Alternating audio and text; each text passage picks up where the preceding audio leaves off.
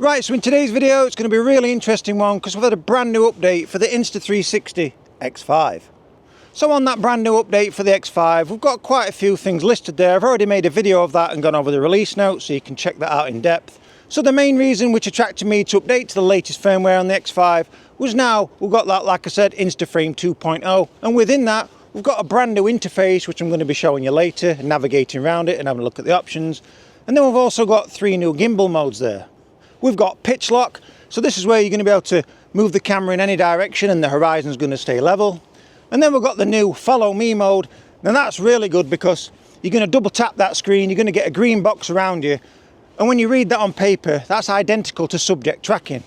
So when you research it, it will tell you it's subject tracking, but in camera there's nowhere where it says that, it's just called follow.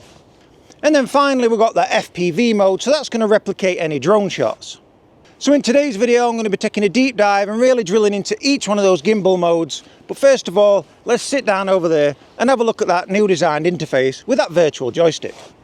Okay, so now let's have a look at that new INSTAFRAME 2.0.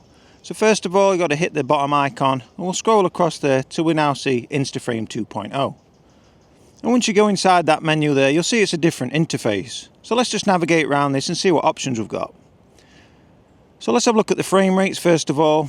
So now it's a new improved 4K 30.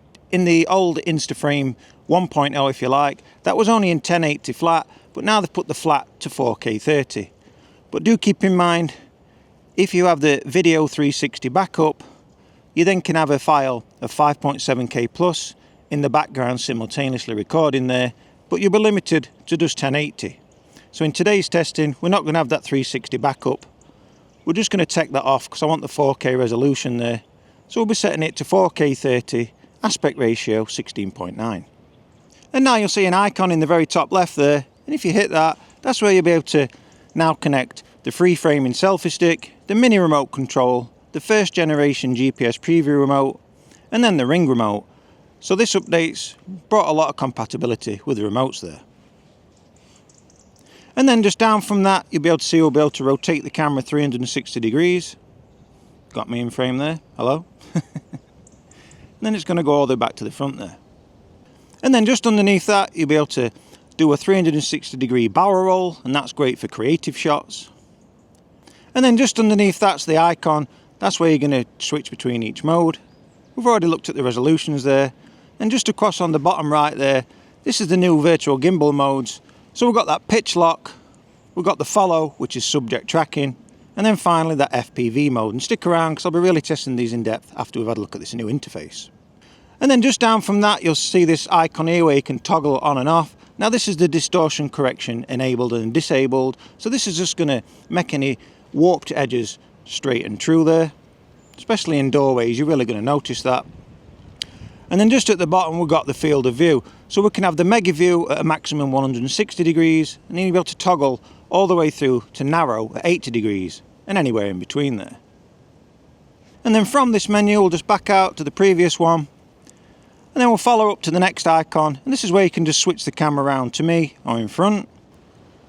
And then just above that icon, we've now got this virtual joystick. So as soon as you hit that, a new interface comes up, and you can then navigate this all the way around any direction you want there.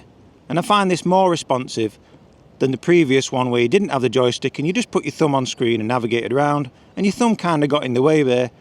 But now, as you can see, you're free roam to navigate anywhere you want. As I've said, it's really responsive and your thumb's not in the way now. And then you'll just see a button to the left there, and that says reset, and that just then puts it back to the center. And then once again on this screen also, you'll be able to do that 360 degree barrel roll. And then once again, you'll be able to flip it 360 degrees all the way around there. Hello again. So now I've just navigated around that new interface with the INSTAFRAME 2.0. First of all, we're going to start some testing. And the first one's going to be that pitch lock. Here we go. Okay, so the way I'm going to do this is I'm going to be filming with the Pocket 3 there, so you can see exactly what I'm doing. Then I'll switch over to the X5 so you can really see it working there. So first of all, we're testing out this pitch lock. And this is going to be the same as Horizon Balancing or Horizon Steady on the DJI products, or with the Insta360 products there, 45 degree lock and 360 degree lock.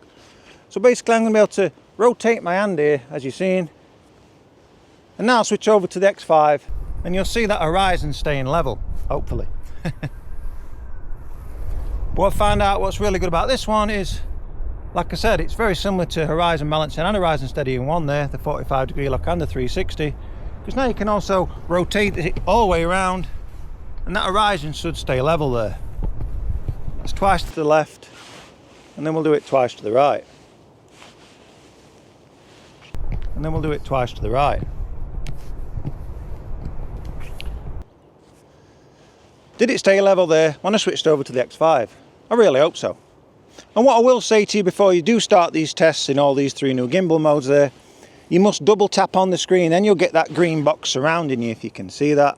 So hopefully you can see that on screen there, there's a green box around my head. If you don't double tap the screen, it's just a white box around your head, and that subject tracking is not working correctly.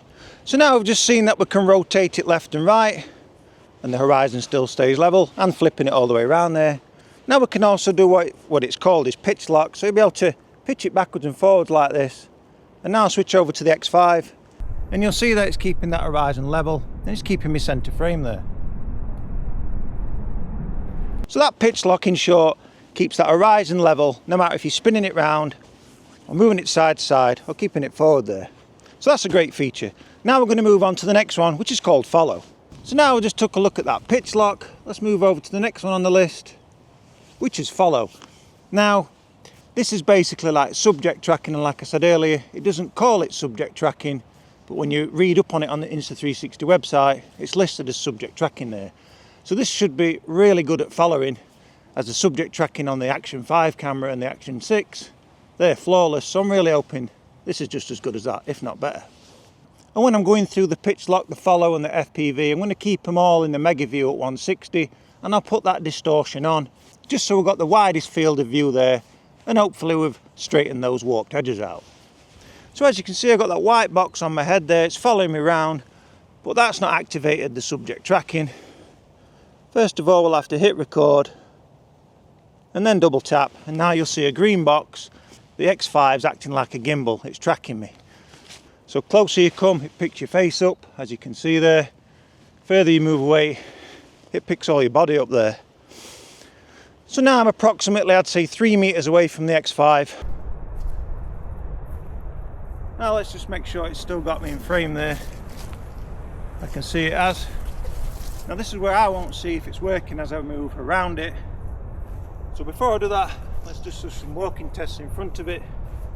I'd say at the back of it, I'm just very wary of the Pocket 3 at the back there. I don't want that X5's lens to be getting obstructed by that. So keep rather close. And at this level I can see that it's tracking me nicely.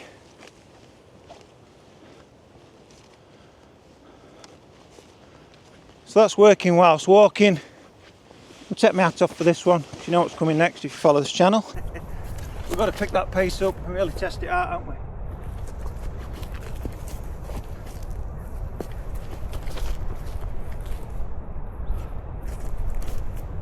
Okay.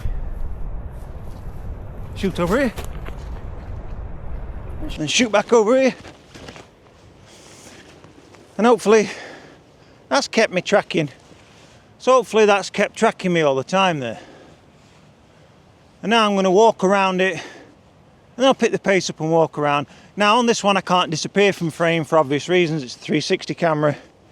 But what I can do after this testing is walk between some trees to see when it loses me if it picks me back up. So now I'm going to navigate all the way around, and this is the stitch line right now. And now I'm moving through the stitch line. And what's great about this is now I cannot see either of screens, the Pocket 3 or the X5, but I can see it's flashing green on the back. So that indicates to me that that green box is still surrounding me, it's picked me back up there. Now if that's flashing yellow or amber, it's between yellow and amber colour there, then you know the subject tracking's lost you. I'll keep referring to subject tracking because, like I said, when you research it on the Insta360 website, it's called subject tracking, but not on the camera. So I'm hoping that's picked me up all the way around. As I see that flashing LED green all the time, I can see it this side too. So I'm really hoping this is working. And if it's working as good as I think it is, and if you want to see it, I'll do a side-by-side comparison with the Action 6 subject tracking versus this new improved X5 INSTAFRAME 2.0 subject tracking, which is called follow, or subject tracking. Either way, that'll be a great video, because the subject tracking on the Action 5 Pro and 6 are pretty flawless in my opinion. Now I'll pick the pace up. I'm around 4 meters away from the camera, and when I get here I can still see it flashing green, so hopefully that's working great.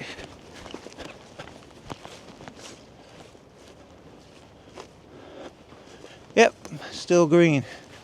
And no matter how aggressive you are, it seems to keep me in frame. Sorry, I get a bit excited with these things. I'm obsessed with things what can track you. And as time progresses, I'm hoping they just get absolutely flawless. Because the Pocket 3, if you follow my channel, that's good within 5 meters, but you can't walk around it like this, and you certainly can't go behind objects, even if it's a thin tree like the ones you're seeing around me. I've done plenty of testings with Pocket 3 around here, and it'll lose me and never pick me back up. So did that follow mode keep me in frame the whole time whilst walking left to right, walking all the way around it, running all the way around it? Did it lock onto me the entire time? Just one more test before I test it even further and disappear behind objects to see if it picks me back up there. I'm really going to test that stitch line on either side there.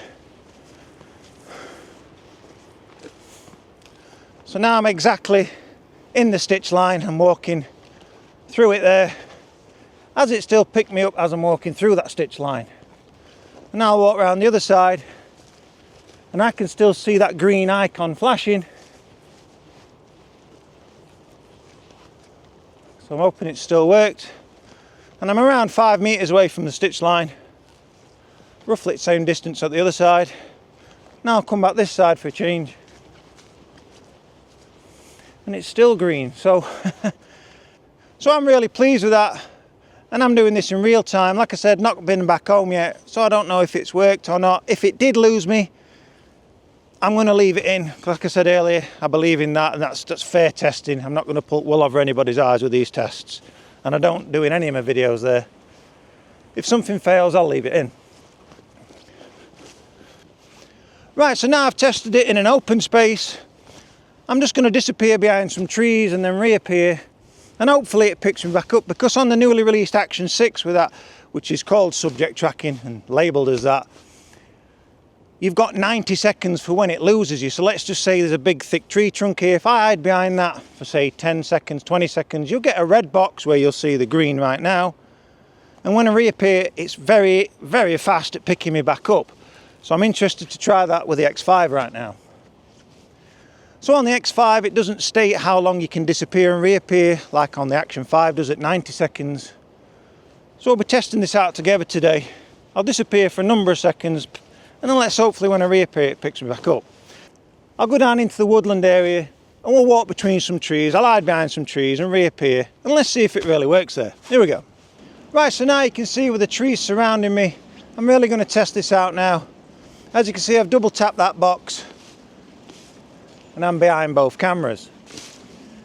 The only thing what could throw this out, when I really hope it doesn't, is we've got some sun penetrating through those trees now behind me. So if it's going to lose me, it's going to be this side, the back end of the camera. But again, I don't want to jinx it. I really want this to work. Right. So now let's steadily walk around here. And I can tell by that green flashing LED on the front that it's still got me. So that's a really good indicator, to be fair, because if it wasn't for that, if it lost signal now, I could carry on talking and I'm wasting my time. So I'm pleased that they've put that on the front there. Like I said, if it loses you, that'll flash amber or yellow. Okay, right. Drum roll. Let's walk past this tree to start with. I didn't.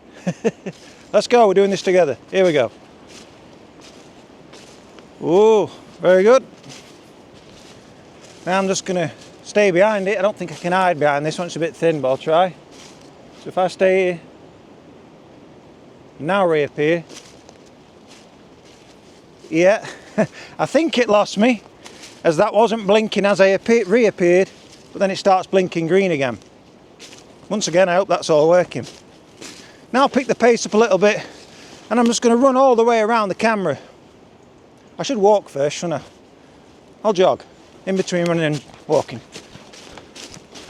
So the camera's approximately, I'd say, 5 meters from me, in the middle of all these trees. And as I'm running around here, jogging, I can still see that green LED flashing. Now I'm going to be really impressed if that's worked as I've gone through them trees. I've got to pick pace up. Do it the other way.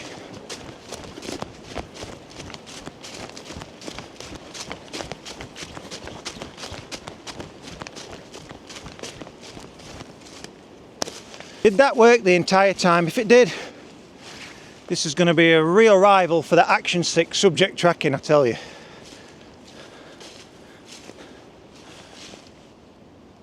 Now I've come to back at camera and I can see that green box has got me. Once again, the further you are away, the green box covers you. The closer you come, it just goes onto the face there. That's impressive then, if it's worked the entire time. Okay, so now I'm with that FPV mode, and you can see as it's locked onto me there. Again, I've double tapped that screen. Obviously I can't film it with the camera and get my arm in the way. But I can see a green box around me as I'm moving aggressively with that. And no matter where I put that, no matter how aggressive I am with that, that seems to be locking on me all the time there. Now I'll spin the camera around the other way and just dart amongst the trees to replicate some drone movements. Here we go. So as you can see, as I'm walking here and I start tilting, it's as though it's fixed onto a drone and it's zipping around the tree lines. If I were in normal mode, you wouldn't get this effect. You can be as creative as you want with this. Like I say, you can even strap it to your drone, but really it's replicating that FPV mode on a drone.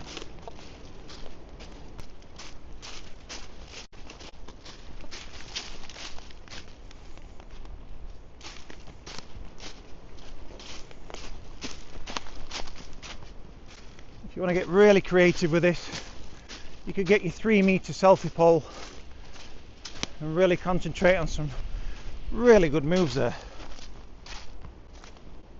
I